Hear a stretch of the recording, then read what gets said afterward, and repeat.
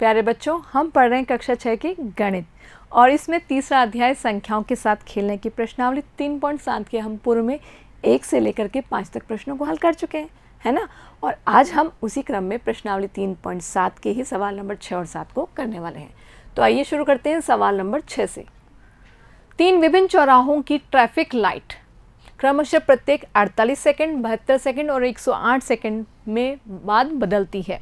तो traffic light से तो हम परिचित हैं, लाल, हरी और पीली, ये 3 होती हैं। और ये क्या है कि हर 48 एक बत्ती है जो हर 48 सेकंड के बाद बदलती है। दूसरे चौराहे की जो ट्रैफिक लाइट है वो 72 सेकंड में बदलती है और तीसरे चौराहे की जो सेकंड है 108 सेकंड में बदलती है।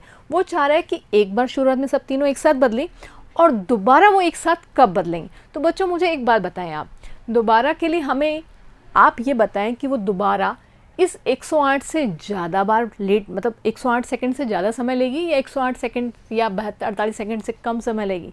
निश्चित तौर पे ज़्यादा समय लेगी क्योंकि समय तो आगे बीतेगा ना। तो जब मान बड़ा होने वाला है तो बड़ा के लिए हम क्या करते हैं, लसा पर निकालते हैं। अर्थात हम समझ गए कि हमें इस सवाल में लसा निकालना है, यानी कि लघुत्तम समाप्त वर्तय निकालना है। तो आइए शुरुआत करते हैं सबसे पहले अभाज्य गुणनखंड से। भाई वो तो करना ही है ना। देखो मैंने यहाँ पर 48, 72, 108 के अभाज्य गुणनखंड अलग अलग लिखे हैं। आप चाहें तो इसको इकट्ठा भी हल कर सकते हैं, जैसे कि हम इनको ऐसे एक साथ भी ले सकते हैं। कैसे, देखिए 48, 72 और 108। और अगर सिंगल सिंगल करना चाहे तो वो तो हम बहुत बार कर चुके हैं, इस बार इस तरह से करके देखते हैं। तो देख पा रहे हैं यहाँ 8 है, 2 है, 8 है तो 2 का भाग तो जाएगा ही। 24, 36 और यहाँ आएगा 54। फिर से 2 का भाग जा सकता है क्योंकि हमें दिखाई दे रहे हैं 2 से भाग जाने वाली संख्याएं। यहाँ पे आएगा 18 और यहाँ पे आएगा 27। अभी भी 2 का भाग जा सकता है क्योंकि 12 और 18 में तो जाएगा, 27 में तो नहीं जाएगा। कोई बात नहीं, 12 18 में देते हैं। तो ये आया 6 दफ़ा और ये आया 9 दफ़ा और ये आया 27 दफ़ा। और अभी भी 6 में 2 का भाग तो जा सकता है। तो अगर एक भी संख्या में किसी संख्या का भाग जा रहा है तो हम देंगे, बेशक 2 में नहीं जाए, कोई बात नहीं। तो 3 दफ़ा गया और यहाँ भाग नहीं जाएगा, ठीक है। अब हम समझ गए कि 2 का भाग तीनों संख्याओं में से किसी में भी जाने वाला नहीं है। तो अब 2 के बाद अगली संख्या लेंगे जो कि हमारी है 3, और स्पष्ट दिख रहा है कि 3 का भाग तीनों में जाने वाला है। तो 3 का भाग दिया 1 और यहाँ 3 और यहाँ आया 9, ठीक है। और अभी भी हम 3 का भाग दे सकते हैं। 3 का भाग दिए 1, 1 और 3 और फिर अंतिम हमें 3 का भाग देना ही होगा, जिससे आएगा 1 1 1। अब हमारे पास सभी संख्याओं के स्थान पर 1 आ चुका है तो हमारा लसप यहीं पे रुक जाएगा। हमें इन संख्याओं को गुणा करना है, वही हमारा लसप। और आप चाहे तो इनको अलग अलग भी कर सकते हैं, जैसा हम हमेशा इससे पूर्व सवालों में भी हल करते आए हैं। मैं सोच रही हूँ कि हमें दोनों तरह की प्रैक्टिस हो जानी चाहिए, ठीक है। तो लसा के लिए हम 2 को कितनी बार लेने वाले हैं, 1 2 3 4 बार, और 3 को लेने वाले हैं 3 बार। तो 2 को लिया हमने 1 2 3 4 और 3 को लिया है 1 2 और 3 बार, ठीक है। अब सिंपल गुणा करना है। तो 2 दूनी 4, 4 दूनी 8, 8 दूनी 16 और 16 तिया 48 और 3 तिया 9। 48 को 9 से गुणा कर सकते हैं हम। तो 48 को 9 से गुणा किया तो 8 9 72, 7 9 चौक 36 और 7 36 और 7 43। तो ये आया 432 सेकंड। तो ये हमारे पास कितना आया, 432, ठीक है। अब बात आती है, हमारे पास वो सवाल ये पूछ रहा था एक साथ प्रातः 7 बजे बदले। अच्छा, इसने शर्त भी लगाई है जो हमने पूरी पढ़ी हुई थी, यदि वे एक साथ प्रातः 7 बजे बदले, सुबह के 7 बजे, ठीक है ना, तो वे पुनः एक साथ कब बदलेंगी। यानी कि वो समय पूछ रहा है आपसे कि 7 बजे पहले बदली तो अगला समय उस टाइम क्या होगा घड़ी में। तो कोई बात नहीं, हमें ये तो समझ में आ गया कि 432, जो कि यहाँ ये सब क्या है, सेकंड है। तो 432 क्या निकल के आया, बिल्कुल सेकंड निकल कर आया, ठीक है ना। तो हम क्या करने वाले हैं, हम जानते हैं कि सेकंड 432 सेकंड तो बहुत ज़्यादा हो गए, हम इसको मिनट में बदल देंगे। और हम अच्छे से जानते हैं कि 1 मिनट में 60 सेकंड होते हैं। तो कोई बात नहीं, हम 432 में 60 का भाग दे देते हैं, ठीक है ना।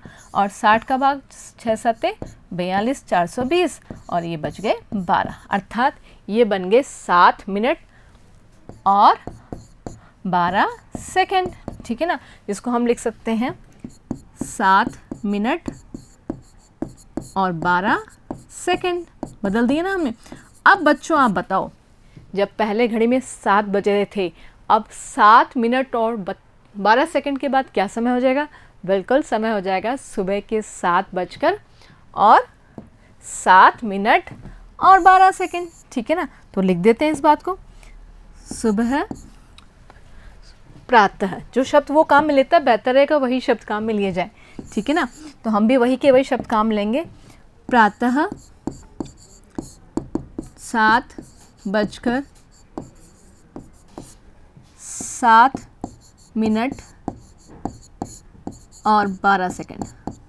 और तो आवश्यकता ही नहीं है, 12 सेकंड, ठीक है। तो ठीक 7:07 पे वो वापस लाइटें बदल जाएंगी। तो चलते हैं अगले सवाल पर, जो कि है सवाल नंबर 7। 3 टैंकरों में क्रमशः 403 लीटर, 434 लीटर और 465 लीटर डीजल है। तो हमें पता चल गया कि 3 अलग अलग टैंकर हैं और उनमें डीजल की मात्रा इतनी भरी हुई है जो कि लीटर में है। हम जानते हैं तरल पदार्थों को लीटर में मापा जाता है ना, पूर्व में चर्चा कर चुके हैं। उस बर्तन की अधिकतम धारिता ज्ञात कीजिए। हम अच्छे से जानते हैं कि धारिता को लीटर में ही लिया जाता है, जो इन तीनों टैंकरों के डीजल को पूरा माप दे। तो बच्चों याद करो, पहले हमने मीटर फीता ढूंढा था, बड़े से बड़ा ढूंढा था ना, और अब हम बड़े से बड़ा क्या मापने वाले हैं? हम ऐसा बर्तन ढूंढने वाले हैं जिससे ये पूरा नप जाए। अर्थात वो बर्तन लिया, उससे ये इस टैंकर का भी पूरा लीटर तेल डीजल मप गया और सबका, यानी कि उस बर्तन के अंदर कुछ भी थोड़ा कम ज़्यादा नहीं होना चाहिए, पूरा भर जाना चाहिए वो, ठीक है ना। और अब आप बताएं मुझे, वो जो बर्तन होगा जो इन सबको मापने का काम करने वाला है, वो बर्तन 403, 434 और 465 से ज़्यादा मात्रा में आने वाला है निकल करके, या कम मात्रा में? बिल्कुल कम मात्रा में। 400 हम बड़ा बर्तन तो नहीं लेंगे ना, हम लेंगे छोटा बर्तन जिससे इसको नाप सकें, ठीक है ना।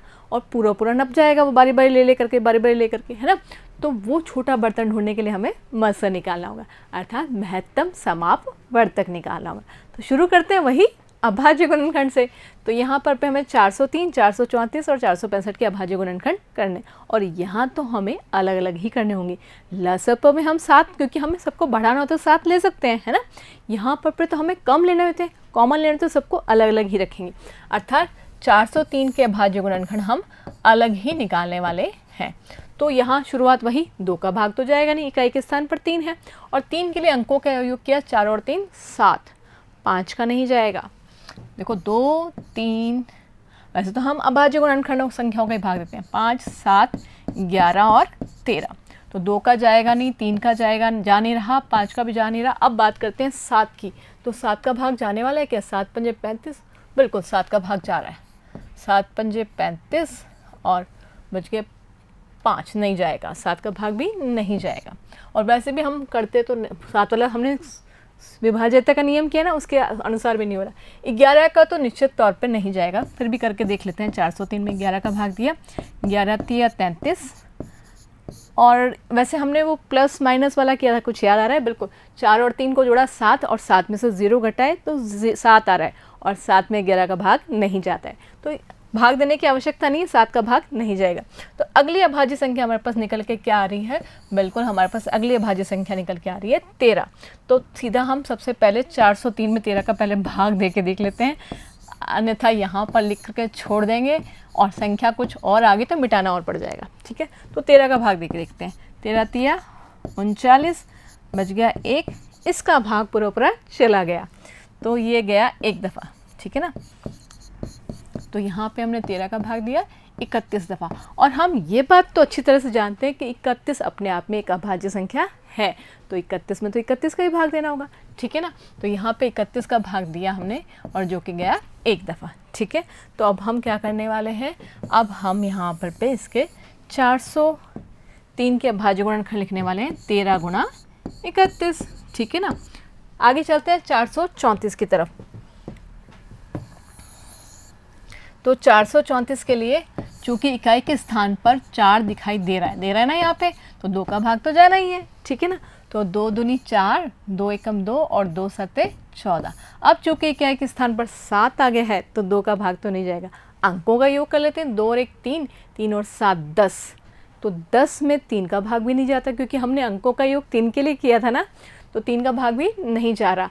तो 4 की बात हम करेंगे नहीं, हम तो केवल अभाज्य संख्याओं की बात करेंगे। 2, 3, 5, 7, 11, 13 इनकी बात करने वाले हैं ना। तो 2 का जाएगा नहीं, 3 का जाएगा नहीं, और पीछे चूँकि 7 है तो 5 का भी नहीं जाएगा। 7 की बात करें तो 7 का भाग जा रहा है। 7 या 21 और 7 एकम 7, ठीक है। और फिर से 31 आ गया तो 31 में तो 31 का ही भाग एक दफ़ा जाने वाला है। तो यहाँ पर निकल के आया 2 गुणा 7 गुणा 31, ठीक है ना। केवल अभाज्य संख्याओं का ही भाग देना है, याद रखिएगा। अब बात करते हैं अगली संख्या जो कि है हमारी 465। तो 465 में हम शुरुआत 2 से तो नहीं कर सकते, 5 है ना। तो 5 के लिए चेक करते हैं अंकों का योग। 4 और 6 10, 10 और 5 15, बिल्कुल 3 का भाग जाएगा। तो 3 का भाग दिया, 3 एकम 3, 3 पंजे 15 और 3 पंजे 15। वापस से अंकों का योग कर लेते हैं। 5 और 5 10 और 1 11, और 11 में 3 का भाग नहीं जाता, इसका मतलब इसमें भी 3 का भाग नहीं जाएगा।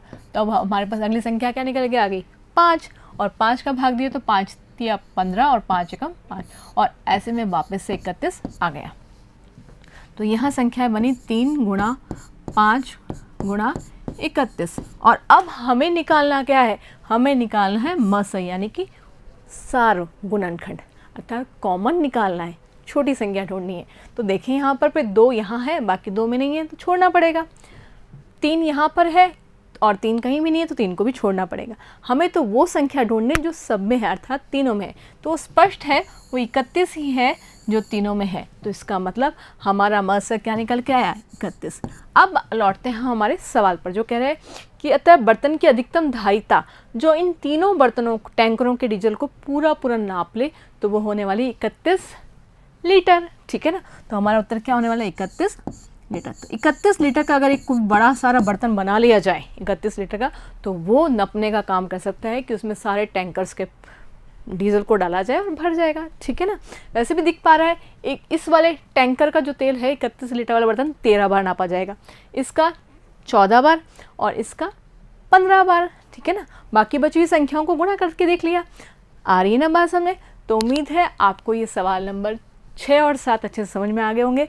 मिलते हैं बाकी के सवालों के साथ नए वीडियो में, जुड़े रहिए। Thank you.